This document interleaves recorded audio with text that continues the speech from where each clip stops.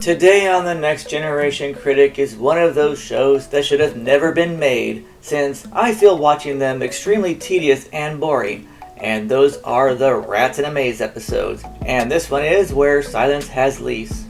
The first point, of course, is lost for being a Rats in a Maze show. Another point lost for not posting Diana Muldaur as a regular like the others. Another point for Picard worrying about the Klingon psyche that doesn't mesh with Klingons anymore. How many times in this episode do we see the Picard mover? That's one. Riker and Worf should be in physical fitness uniforms here, so minus 1 point. Riker slides down the fire pole like he always wanted to do as a kid, and this is definitely choreographed, so minus 1 point. And shout out, I really can't tell if this is a stunt double. And this move here just hurts to look at. Ouch!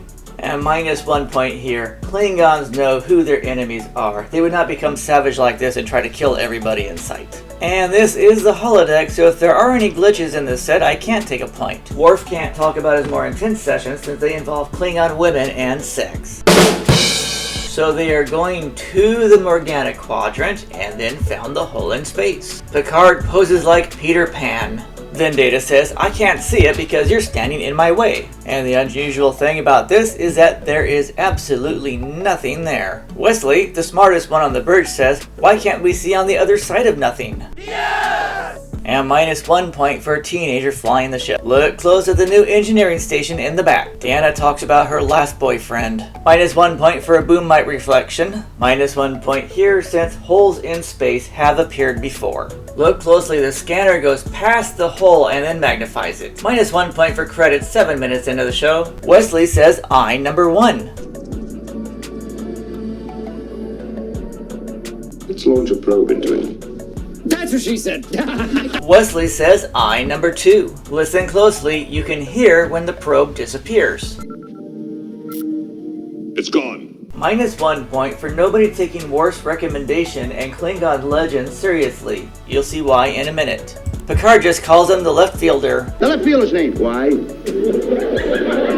Worf launches another probe, but if this is what she says this time, you're in trouble. Another boom mic reflection, so minus 1 point. Minus 1 point for getting boundaries based on just 2 probes disappearing. Minus 1 point for going closer. Riker sides with Worf. Wesley says, I number 3. And the mass of nothing ate the ship. Worf is like, this is what happened because he didn't listen to me. Minus 1 point for having a captain's log without the stardate. This might be the last log sent out before they get eaten. Minus 1 point for black squares on the consoles. They heard about the reflections. Picard's like, let's look around and explore. What a bad idea. Oh look, they mention Earth legends about sailing the seas. Didn't they just blow off a Klingon legend that matches what's happening to them? Now Picard mentions crews used to threaten to hang the captain in the old days. Riker says, don't worry Jean-Luc, we would never do that. Which Picard responds by saying, spoiler alert, in an hour I'm going to blow the ship up and kill us all. Minus 1 point for a single set of doors on the turbolift, then Dr. Pulaski gives this weird look to Data. Why does she say she's not a bridge officer? Minus 1 point for Dr. Pulaski referring to Data as it and questioning the abilities of a supercomputer. She may not see Data as human, but should know how smart living machines can be by now. And a second later, ironically, the two of them almost get into an interesting discussion about dimensions. Picard quotes Admiral Adama. Wherever we are, is where we're gonna stay. Picard says we've fooled around long enough. Minus 1 point for not leaving any probes. Riker says I number 4. Picard maneuver number 2. I'm guessing the Cornelian star system is in the Morgana Quadrant. Wesley says I number 5, which means it's time for a drink.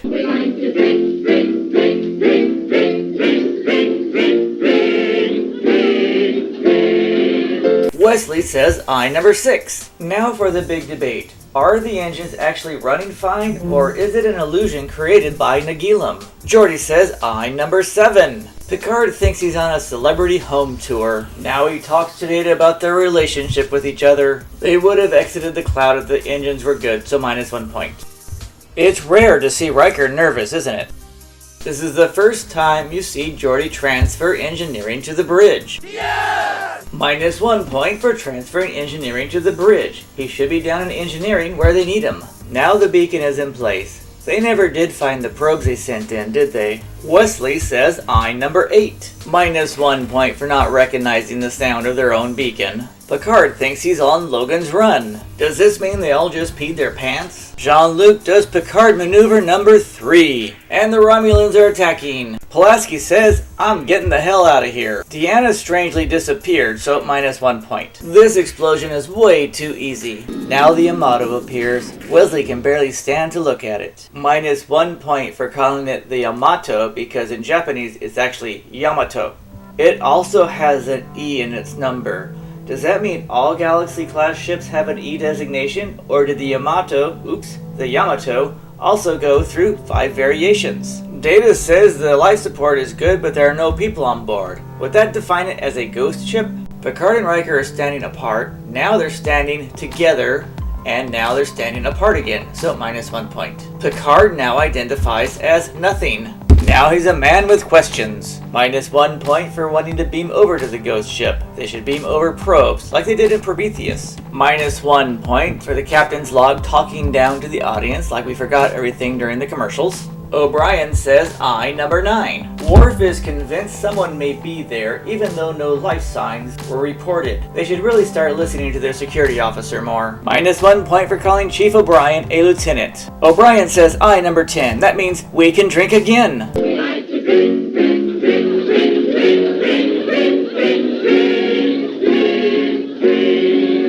Riker calls Worf a hoe. Are you calling me a hoe? Minus 1 point for replacing Wesley with Haskell. We know what's going to happen to him next. Minus 1 point for Chief O'Brien having officer rank. See, if Geordi stayed in engineering, he wouldn't have to ask permission to go do his job. Their scans should have picked this up before they beamed over, so minus 1 point. The Yamato also has black squares on the panels in the back, so minus 1 point. Now those squares are gone, so minus 1 more point. Obviously, there are 2 separate bridges on the Yamato because these black squares keep moving around, which answers the question of that not being the same bridge. Minus 1 point because Yamato's plaque says Enterprise. If you want me to get the high-resolution Blu-ray edition so you can see it more clearly, please click that like button, the share button, and that subscribe button. Riker questions Worf's parentage, which in turn causes Worf to freak out. They give him upper Klingon teeth, but not lower Klingon teeth, so minus 1 more point. Now Worf sings the One Riker One Bridge song. This is a waste of time trying to lock on to a ghost ship. The stars are fading, which inspires Picard to sing his favorite Frozen song. Worf and Riker beam back with phasers, then arrive on the bridge without them, so minus 1 point. And minus 1 point for Riker not contacting the bridge from the transporter room, which would have saved valuable time. Minus 1 point for Deanna magically reappearing onto the bridge. Riker said 3 hills in a row, and Dr. Pulaski also reappeared, so minus 1 more point. Of course, they always blame it on the second baseman. Now they play the disappearing Starfix game while Pulaski wonders, why did they call me back to the bridge just because Wesley went to the bathroom? Does it have anything to do with Haskell wearing a red shirt? Now they speak slang. The game is now. Dr. Pulaski figures out the whole thing. Yes! Look closely. Deanna is behind Picard, and now she's in front of him, so minus 1 point. Geordi magically reappears, so minus 1 point. Minus 1 point for addressing Geordi by first name and everyone else by last name. Nagila makes Dr. Pulaski do a little dance. Even Nagila recognizes there are only 2 genders. Does Dr. Pulaski perform the Picard maneuver? Nagila wants to see them do the nasty. Worf says, I can't do the nasty with a human woman. They are too fragile. She couldn't handle my sexual prowess. Nagila says, I'm gonna kill people until you have sex, starting with Haskell.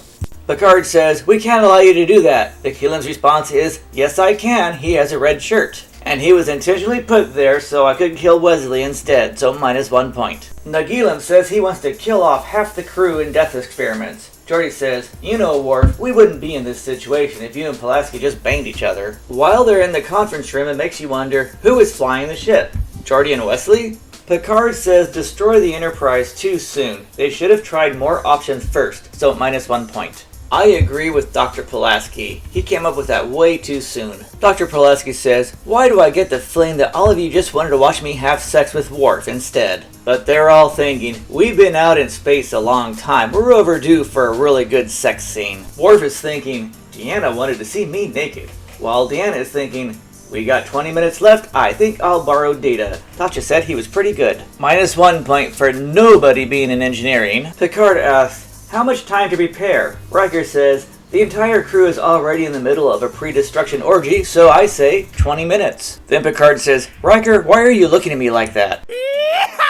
Picard just realized the captain goes down with his ship so he doesn't have to answer to Starfleet while he just blew up billions of taxpayer money, while secretly wishing Beverly was still on the ship for 20 minutes. Here is proof. Deanna enters, then 1 minute later Data enters. Couples have been staggering entrances like this for centuries to hide that they were having sex. They still do it in the 24th century. Data already knows this answer and Picard should have picked up on it, so -1 point. Jean-Luc performs a Picard maneuver a third time. The question was simply posed so Picard could ramble on for almost 20 minutes. Picard implies that he believes in an afterlife. Deanna doesn't have rank on her uniform, which gives away this is all a trick from Nagilum. Data and Deanna disappear so they can do the nasty again. Picard is in his quarters. Should he really be one turbo lift away from the bridge in a crisis situation? I say no, so -1 point. You cannot jump to warp 6 in less than 1 minute, so -1 point. Wesley is back on the bridge thinking, after what happened to Haskell, nobody will give me a bathroom break again. And Picard waits for the last second to abort the auto-destruct. Wesley's thinking, thank God I didn't want to die a virgin. Worf is thinking, now I have to delete all that porn I just downloaded, while Deanna is thinking, great, now they're all gonna find out what I just did with Data. Picard and Nagilum do one final pissing match. Nagilum is terribly boring compared to Q, and I'm not interested in him either. Wesley says, I number 11, and Picard tugs his shirt a record-breaking 5th time, so we're gonna have one last drink for the road.